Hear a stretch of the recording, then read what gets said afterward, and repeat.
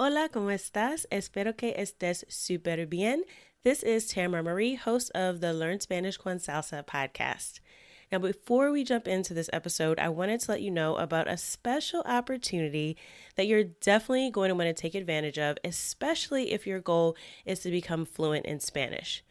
For a limited time only, my team is opening the doors to listeners of the podcast to take advantage of a free language coaching session. Now, in this session, it's not just we're teaching you about verbs or grammar, but we're really going to do a deep dive into what are your goals for learning Spanish, assess where you are on your journey to fluency at the moment, and help you map out a 90-day plan for how you can get to fluency. So we are going to help you take your Spanish to the next level, whether you're afraid of speaking Spanish or you just get a little bit nervous when you're talking to native speakers, or maybe you've got some of the basics down, but you really know that you struggle with getting your Spanish to flow and your listening skills aren't up to par. Whatever it is, even if it is a specific grammar issue, we will help you map out how to tackle that. And normally these sessions do cost, so we are offering a few slots for free. There are limited spaces available and they'll only be open up through the end of the month. So make sure you sign up. Go to SpanishConSalsa.com/coach. That's SpanishConSalsa.com/coach to book your free language coaching session where we will help you map out a 90-day plan to get to Spanish fluency. Okay, let's get started with the episode.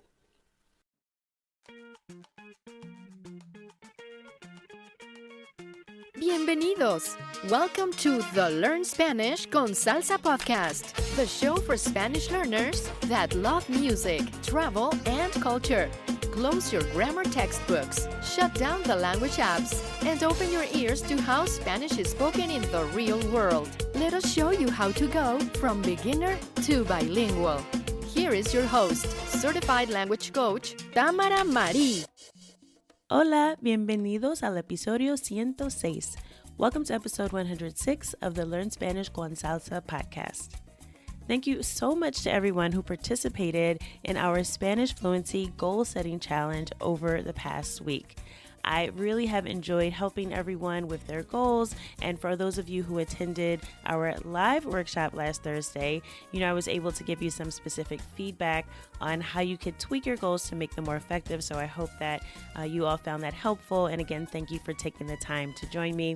And for those of you who are in our Facebook group, and if you're not, you can go to learnspanishconsalsa.com/Facebook to join our group. But I've also been hopping in there. I've done a couple of Facebook Lives. I've been giving you all feedback as well on specific goals as it relates to listening comprehension, grammar, conversation skills, and all of that. So if you missed the goal setting challenge, you go, what is she talking about? Or you started at the beginning of last week, but you didn't quite finish, you can still catch up. So over the next week, you will still have access to all 5 days of the challenge.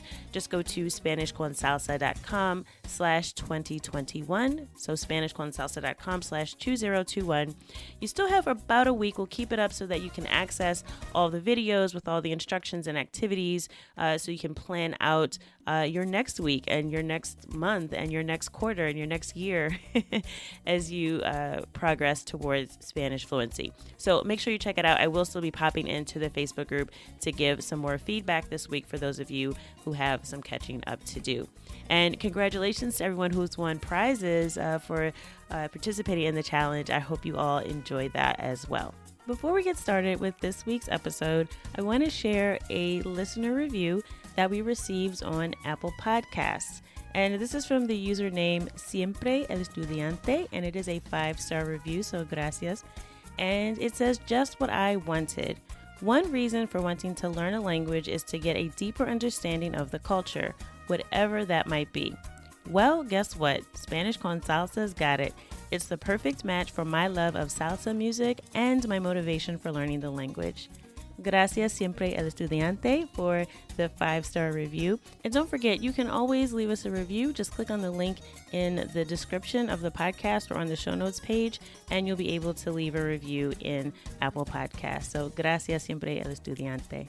We are continuing our Black Expat series with a conversation with Kayla Rodriguez, and she's going to tell you all about life in the Dominican Republic.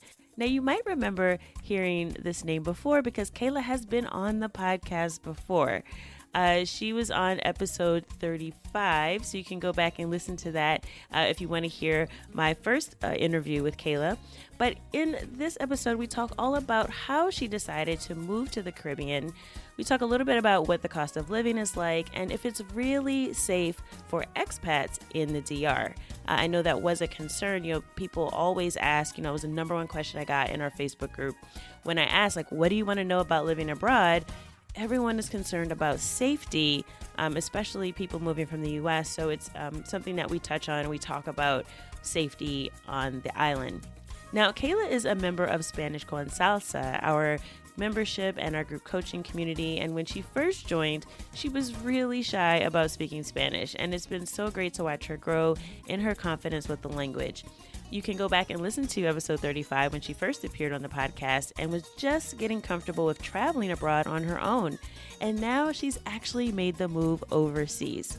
I hope her story will inspire you, and stick around to the end of the episode if you want to hear more about how you can join the Spanish Con Salsa Fluency Club and get the support you need to get fluent in Spanish this year. So with that, let's get started with my conversation with Kayla. Hola, Kayla. Bienvenida otra vez a Podcast Learn Spanish con Salsa. Hola, Tamara. ¿Cómo tú estás? I was going to say, ¿cómo tú estás? ¿Cómo estás? With your Dominican Spanish already. ¿Cómo yeah, tú I know.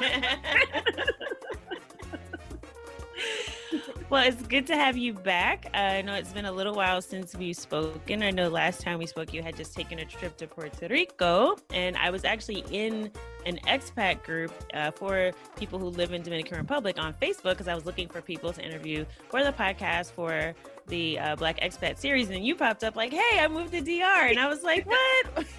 We have to catch up. So I'm glad you could join us again, and you're in DR right now. So yes, tell us a little bit about how you ended up moving. How did you go from just kind of visiting to actually deciding that you were going to actually move and live in Dominican Republic? So the last time that I had came before, I came the end of July of this year, but I came also last year for Christmas and then left like a week after New Year's. So when I was here for Christmas, they were just, I call them close family because I'm always with them. And they were like, well, since you're always here, I mean, friends even in the States were saying that you're always back and forth, like every 2 months, you're always back and forth from DR. Why don't you just get a place here? And it's always been in the back of my mind, but it was just, I didn't know how to go about it to make that move. And can I see myself living over here? Because it is different from Puerto Rico, where Puerto Rico, that was like my first place that I did want to move was Puerto Rico. But over here, since it was more, I feel like DR is more laid back than Puerto Rico. Puerto Rico, to me, is more Americanized. It's expensive. But I don't know, it's just something about Dominican Republic where like the people are just so, it's my happy spot. Everybody's just so giving and loving and they want to help you. And I don't know, it's just, and then when I would leave DR and go back to the States, I would just be like, it's like I was homesick. Like I was like kind of, let me book my next, when can I book my next trip to come over here? So when I had left in January, me and my son, because I had brought him for the first time here, when I had left, I just went home and thought about it, did some research. I actually joined like some expat groups like on Facebook for people that were transitioning to move over here or had already moved over to the DR. Mostly like people from the United States. So I was just trying to do my homework and research on that. And then I was like, okay, a person that I knew over here, she's American. She actually lives in Cabarete. She and her son had moved over here and she was just giving me information about how to go about it. And so I was like, okay, I'll come back in March, but COVID had hit. So that held me up, but I ended up making it, back over here in July. And I found a nice apartment in Santiago and just to get everything settled in there where it was comfortable and just to be here for a longer time to know that this is where I want to be, where it's just sometimes you go on vacation. Vacation is different because you're enjoying yourself and, right. But to actually live here, I just needed to make sure that was something that I needed to do, because I know like Dominican Republic is completely different from the US. Like people do things differently. One thing I've had to learn is, I guess you can say, is patience. Because they are definitely Caribbean time. Oh, Dominican time. Yeah. It's like, oh, I'll be there to connect your internet at 2:30 and it's like almost 5 o'clock. So yeah, it was just getting used to, a different culture and right. the way that they, live over here. That's great. I mean, so you decided to take the leap. And I think that something you mentioned that I think, and also just kind of how I found out that you had moved even, is through Facebook groups, right? Like there are Facebook groups for expats for like almost any country. So if you're thinking about moving somewhere, that is a great resource to like look for a Facebook group for people who have already moved or in that process as well, because you can learn information from people who are actually there instead of just thinking you're going to base it on 1 or 2 trips. Like you said, vacation is different, right? So when you actually get that, like stuff like you just mentioned, like, okay, how do you get internet service, right? Because that's like a thing people want to know about. But you can really use those groups as like resources to help you kind of investigate more when you're trying to figure out those like day-to-day things that you might not think about before you actually have to move. So oh yes, definitely yes. I do want to ask you a question about safety, because that's the number one question. So I put it in our Facebook group. I said, okay, what do you want to know about moving, right? If you want to move to Dominican Republic or any other Spanish speaking country.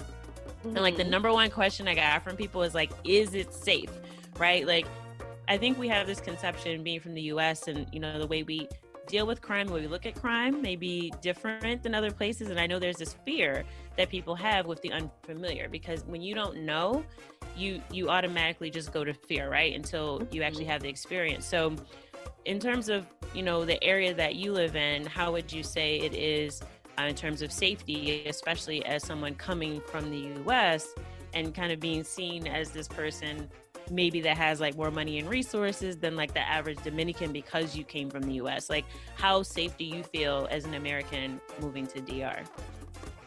I have to say I definitely feel safe here. From Europe to the United States, I've came across bad experiences when it comes to safety. So me being a female traveling back and forth from DR for the last two and a half, it's been since 2018. So 2.5 years that I've been traveling back and forth here. The first time I came, I didn't come by myself. I actually came with my friend who is Colombian. But she only came with me that one time. And besides the time I came with my son, I come back and forth here by myself. I travel from Illinois here all the time by myself. In Santiago, where I'm staying, I could walk around the neighborhood. People say hello, they greet me. It's very safe.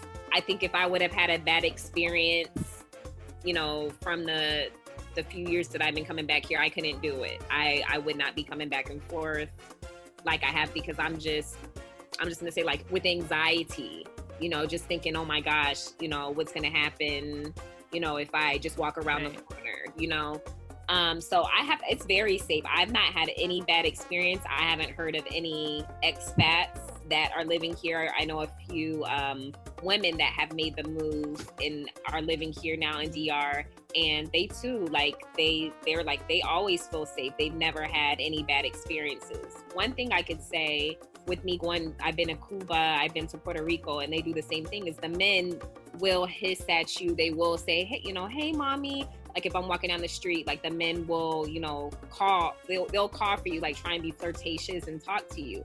But if you just be like, don't say anything or just keep doing whatever you're doing, they leave you alone. It's not like they harass you. At least I've never had that. They don't harass you, or they just keep it moving. They'll just say whatever they say, and then they go. But as far as feeling, even though I'm from the US, and people know I'm not from here, they don't pay me any mind. They're just very friendly. They actually be like, oh, if you need anything, please let me know. I'm just right around the corner. I'm just right here. Something that I've never experienced in the States. Me living on a military installation too, everybody keeps to themselves. Nobody, the neighbors, new neighbors move in, they don't come and introduce themselves. And, you know, I'm in a very close-knit military community, but here in the DR, it's completely different. Everybody is just like family. They all stick together, you know, I have to say I feel more safer here than any other place, to be honest. Yes. Wow, that is interesting to hear, and I'm glad to get that from you, from someone who has gone back and forth for several years, because I think a lot of the press, I think maybe, I don't know, a year or two ago now, everything's been about COVID right now. It seems like that was like 10 years ago, right? But it wasn't that long ago where people were talking about tourists like having trouble in like some of their resorts, and so I know that DR had like some bad press for a little bit. People are like, oh, you don't want to go there because such and such could happen to you. Yeah. So to hear you say that you've gone back and forth for several years, and, you know, being somebody who is, you know, especially females, right? Like when you travel alone as a female, you definitely don't want to go somewhere where you don't feel safe. So I think that our listeners will be happy to hear that, you know, firsthand experience that, you know, not to believe the hype, right? Like, don't believe everything that you read. And I'm not the type to jump on a plane and just go travel by myself.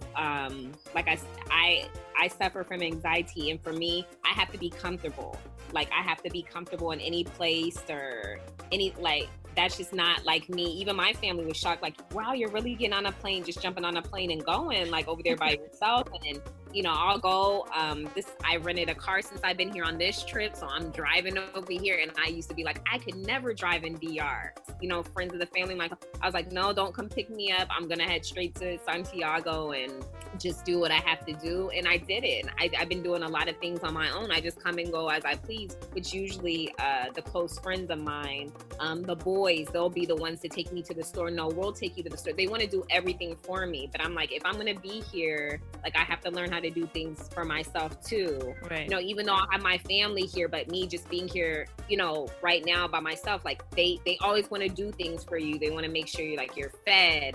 They don't want me to be alone in my apartment in Santiago. They want to be with me to make sure that I'm safe. That's just the way they are. They're just very, because I'm like, I don't have this in the States. I just do what I need to do. But over here, right, they need to know, like, everywhere I am, even if I'm sitting on the front porch here in La Vega, like, they're always checking up on me, and I'm like, I'm a grown woman, like, I could take care of myself. But that's just them being protective because they know I'm not from here, and they're not saying that anything. They never said, oh, someone will do something to you, but it's just them, just their culture, just making sure I'm fine.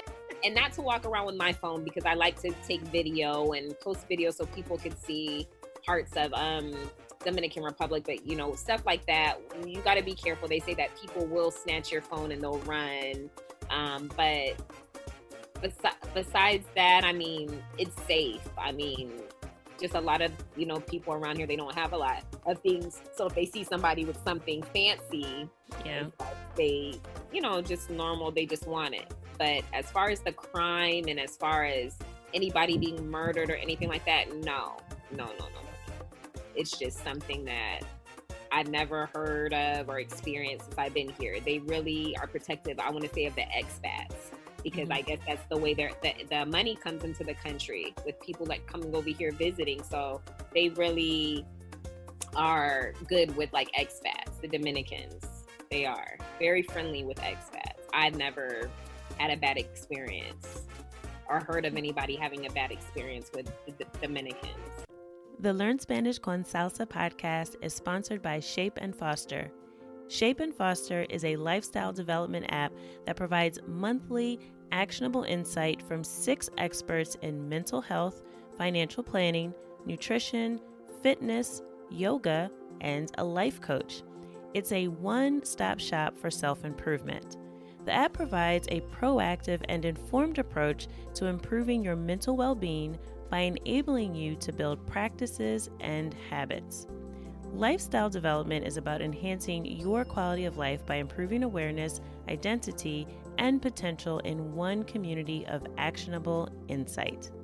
Learn the 6 pillars essential to a healthy heart and healthy mind in one unique app. Visit www.shapeandfoster.com for your free 14-day trial. That's www.shapeandfoster.com. So you mentioned something about, people they're not having a lot. And I know that, Dominican Republic shares an island with Haiti, right? So Haiti's definitely not, a very rich country. And Dominican Republic, I'd probably say, is maybe better off than Haiti, but not too far behind, especially depending on where you are. Mm-hmm. So, I mean, given that and sort of your experience moving there and having folks look at you, knowing that you're an expat, knowing that you're not from there, how do you feel about sort of living in a community where that people don't have a lot? And then, how does that translate for you for like, how's the cost of living? I know it's obviously lower compared to the US, but like, are there certain things that you didn't expect, like that might actually cost more there, or just because of, the situation you're in, because you're on an island, there's certain things that you can't get as easily, like Amazon Prime is not coming, right? So like in DR. That's the thing. And then when I came here and saw how you could get an apartment, like a 3-bedroom apartment with 2 bathrooms for, man, like for me, my rent, and people say that's a lot, like a lot of Dominicans, I'm paying like $348 for an apartment in Santiago. And a lot of people are like, you could get, but I'm like, that's like nothing compared to places anywhere like, in the US. Yeah, exactly. It's so cheap here. There are things in the store when I go shopping, like food shopping. Food, I guess it just depends the store that you shop in. Like I always shop in a store over here called Jumbo. And the prices are different depending what you want to get. I like my muscle milk, and I like my, I forgot the other protein shake. The protein over here is very expensive compared to me just buying one in the States. So it is different things, furniture. I could go down the list, like furniture, a TV over here. I know when doing my move, I was warned, like, bring all your kitchen appliances and stuff like that over here, ship them, because they're going to be expensive. But the thing that I kind of was taking for granted is, I say my Dominican family, they would say, oh, this is expensive, but for us, it's not expensive. Like they would be like, oh, don't get this is too expensive. But for me, I'm like, that's cheap. But because they don't have a lot, or I guess like the difference between the peso and the dollar, for them, it would seem like a lot. Like the food over here, I would say the food is cheap. I mean, there's always, even if you want to eat out on the street, there's always food going around. And then people like the Dominicans sharing like the food too. Like food like rice and beans, everything. You could get that for so cheap, especially at the colmados that are on the corner. Yeah, that's like the corner store, right? Yeah, the corner store. And I didn't realize since I've been here, like how convenient it is. Because I'm just like, I need more toothpaste. And I'm like, so now I have to go all the Jumbo. No, Colmado has like toothpaste, your toilet paper, anything that you need, your rice, your beans, water, refresco, like anything. Everything's at that little corner Colmado where you could just take 5 steps and I'm there. So that's something that I like about being over here. Whereas, usually you have to jump in the car and go to the store depending where you live, unless the corner store is like right there. But I like how there's a Colmado on each corner. But as far as price, I would just have to say just things like a toaster or a TV, like electronics are just very expensive here. Food, no, you could get by on food. And moving here, like I'm not trying to live a extravagant lifestyle. Like I've never lived in an apartment before, so coming from a house, living in an apartment is different. But the apartments are nice, they're comfortable. But I'm just, I know people, I don't want to say I'm trying to live like a local, but just a comfortable, easy life. I don't need to have all this, what I have in the States. I'm just trying to leave that American mindset back in the States, because I come over here and I'm just like, just question some things. Like, why in the States this is, but I have to be, okay, I'm not in the States. So I have to get away from that mindset. But yeah, and just as far as me always ordering stuff online, that's just going to be a big difference too, because I'm always shopping online for things. And the clothes here are different from the clothes in the States. I feel like I I haven't shopped for any clothes here, but it's just a different type of clothing, a different type of style over here. So yeah. You're like, it's an adjustment. It's gonna definitely be an adjustment. Like you said, there's no Amazon Prime. Certain things that could be shipped over here, they have to be like a certain weight, or it could cost a lot for things to be shipped over. So from what I have, from the expats I have spoken to that I've been living here, it's like twice a year, 3 times a year, whenever they could make a trip back to the States. They just basically stock up on everything that they need and then bring it over here. That's like things that they don't have over here. Because some things that they have over here that you would usually buy in the United States, it can be more. You're used to just going to the mailbox, putting a stamp on something and sending it off, but like you can't really do that in DR, right? No, and it's because I always have packages coming to my house in the States. So, yeah, that's just like a big thing. Like, man, why can't... And before I've tried to mail things here, you know, things for, you know, friends over here too. And they look at me like, I'm like, what's your address? Like, what's the postal code? And they're looking at, what's the house number? Like, what's the number of your house? They're like, we don't have a house number. And I'm like, come on. Like, what do you mean you don't have a house number? So yeah, it is a complete difference. And they say like, even sometimes the packages, if you're lucky enough to get a package delivered over here, if you send something, sometimes it can go to the wrong address too. So it's like, you just got to be careful of, yeah, whatever. You have to get a private service. Oh, definitely. Yeah. Definitely. So I'm just, that's something different. So yeah.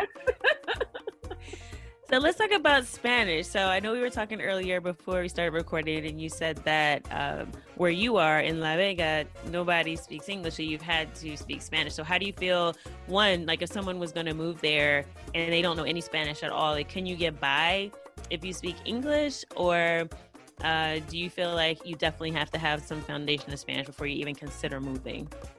Yes, I would say that you definitely could get by moving here if you don't know English, because I have met some expats, especially in the Sosua area, who are Americans, and they've been living here, like some of them have been living here more than 3 years and have not learned any Spanish.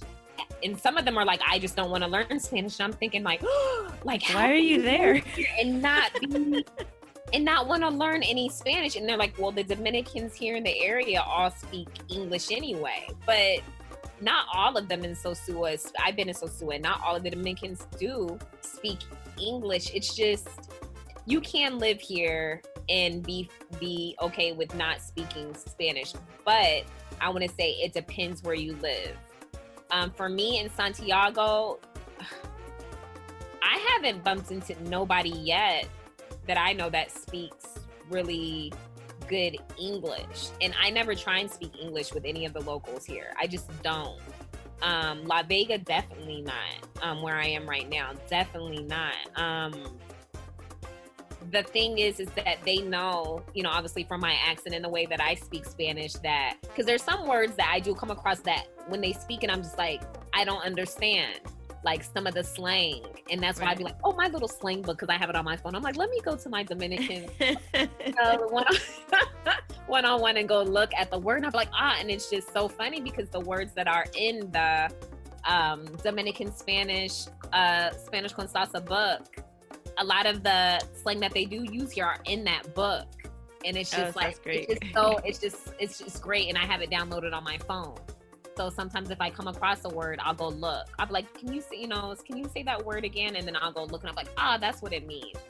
But that's awesome. Yeah. But when they do know, because they'll ask me where I'm from and I'll say it. Because some people are like, oh, you're not Dominican. I'm like, no. And they'll be like, and then they want you to, you know, help them with their English. So like, I'll help you with, you know, your English. You help me with the right. But not to get off the subject, you can live here and not speak Spanish, but I would say if you do plan to live here, definitely learn Spanish, because it would just be so easier and you'll enjoy the culture more, you'll enjoy the people, and it's just, I feel like it's just easier. For me, if I didn't come across Spanish Con Salsa, to, you know, take the Dominican course, then I would have been lost. And then just being surrounded by people, you know, that only speak Spanish, that helps me too pick up my Spanish. You know, just sitting there listening, taking it all in, because before I would be nervous to speak. That was my thing when I first started Spanish Con Salsa, and even to when I first came over here, and even was going to Puerto Rico, like I'll always be quiet and I always be like, I hope this person doesn't say anything to me or I want to start a conversation. Just that hola, ¿cómo estás? And then nada más, like nothing. Right. But, you know, then people, you know, when they see that you're, oh, she doesn't look familiar, she must, you know, we know you're not from here. They want to get to know you and speak more. So, yeah, that was my thing, was just to be nervous and just like, I just hope no one doesn't approach and speak to me. But now I'm just like,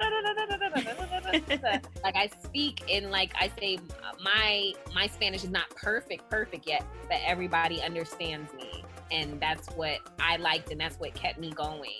And I think like any country that you move to, if they're not speaking English, you should definitely learn the language. But some people don't agree with that. I've spoken to people here and they're like, no, I'm fine without learning Spanish. And I'm just like, well, you know, I think that's the thing with expat communities everywhere. I mean, even in the US, right, there's people who move here from other countries, and if they have a big enough community, they can get by without learning English. So I think, you know, people do it all over the world, but I think, like you said, like, what type of experience do you want to have? Like, what do you want to get out of the experience of living there and moving if you're not going to actually be able to connect with the people that live there? I mean, I understand some people might feel like they're not going to be able to become proficient in the language, but I think that even like your story proves that from someone who was shy, you know, initially. I know we first started like years ago, you were like, I don't want to say anything.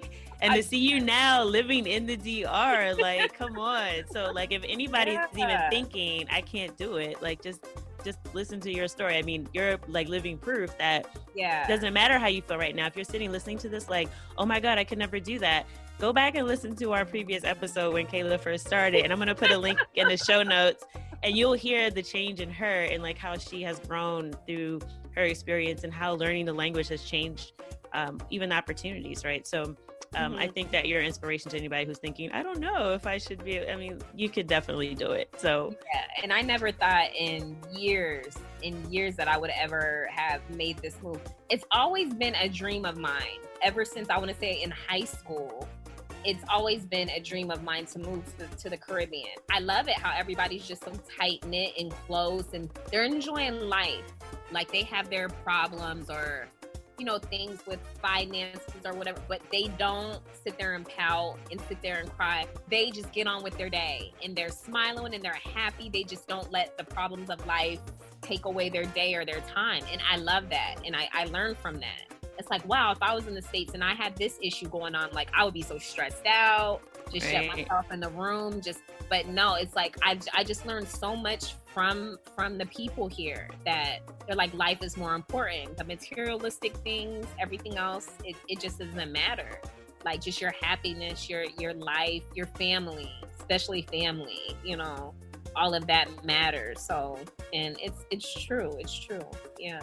Well, I think that is a big shift in mindset and in lifestyle, right? Because I think we're so used to, you know, especially in the U.S. and depending on where you are in the U.S., you know, everyone's like, you have to be productive, you have to be doing something, you have to be getting something. Like, what's your next goal? Did you get a house? Well, that's your starter house. You need to get the next house. Did you get a job? Well, you know, you need to get the next job. Like, everything is focused on, you know, achievement and like hustle culture. So like to be in a place where it's just not like that. I mean, I think, you know, like you said, you just even notice like a shift in you and a change in how you feel when you're there. So I hope more people will think about, you know, making that leap wherever they're thinking about moving. If you're thinking about Dominican Republic, I'm sure Kayla would be able to help you now, since she's an expert in what it takes to move there. So Kayla, if folks want to get in touch with you after this, if they have more questions, how can they get in touch with you? Absolutely. So my Instagram is Modena. Everything is a lowercase, Modena_Cubana. Yeah, definitely get in contact with me on Instagram. And yeah, any questions, yes. Don't hesitate to not ask me, and I could definitely just help you if, you decide to do a move. I hope you enjoyed that conversation with Kayla, and that if you've been thinking about moving to Dominican Republic, that this gives you a little bit more information about how to go about just exploring that possibility. And then maybe you'll be like Kayla one day and you'll be living there too. Now, I promised you at the beginning of the episode that I would give you more details about our membership program, the Spanish Con Salsa Fluency Club. And we are opening the doors this week only. We only invite new members in a few times a year, and this is one of those times. So if you're frustrated with your slow progress towards Spanish fluency, you might want to check it out. We provide you all the support that you need to start speaking Spanish with confidence. It starts with our courses. As you know, Spanish Con Salsa is all about learning Spanish with music. So you get access to a whole suite of courses that will help you with conversation, grammar, and really all that you need to know to begin to start speaking Spanish with native speakers. We also give you the opportunity each and every week to practice speaking Spanish in a friendly and non-judgmental environment. We have weekly group conversation practice sessions that you'll be able to try out all the new vocabulary that you're learning with a native speaker and with a group of other students. And these are small groups, so everyone gets a chance to talk, and everyone is super kind within our group. So if you feel a little bit nervous, you're like, oh, I'm a beginner, I'm going to sound weird, that's what we're here for. Everyone is at a different level, but we have groups tailored to your level so that if you're a beginner, you won't have to feel intimidated about jumping into a conversation. Each and every week, we also do a check-in where you're able to check in with me and with our team of coaches, and we really help you address any issues that you might have along the way. So if you set your goals this week and you started out with our goal setting challenge, you also have some activities that you'll need to map out and also a way to monitor your progress from week to week to see if you need to make any adjustments. So we have a weekly check-in that we do within the membership where we help you really continue to make progress, and if you do get stuck, to overcome any roadblocks and keep moving forward. And we also are really big on accountability, so you're able to find an accountability partner within the membership. We have several different ways where you can network and meet other Spanish learners who are just as passionate about the language as you are. So again, that's just a little bit. I can't get into all the details here on the podcast. I'd be talking for quite some time. So if you're interested and you're thinking about joining, you have, like I said, this week only. Make sure you go to SpanishConSalsa.com/join. That's SpanishConSalsa.com/join, and you can find all of the details about our membership. Okay. If you have any questions at all, feel free to reach out as well. You can send us an email at team@SpanishConSalsa.com. I hope to see you within the membership. And as always, I hope something in this episode of the podcast has helped you go one step closer from Spanish beginner to bilingual. Hasta la próxima. Thank you for listening to the Learn Spanish Con Salsa podcast at learnspanishconsalsa.com.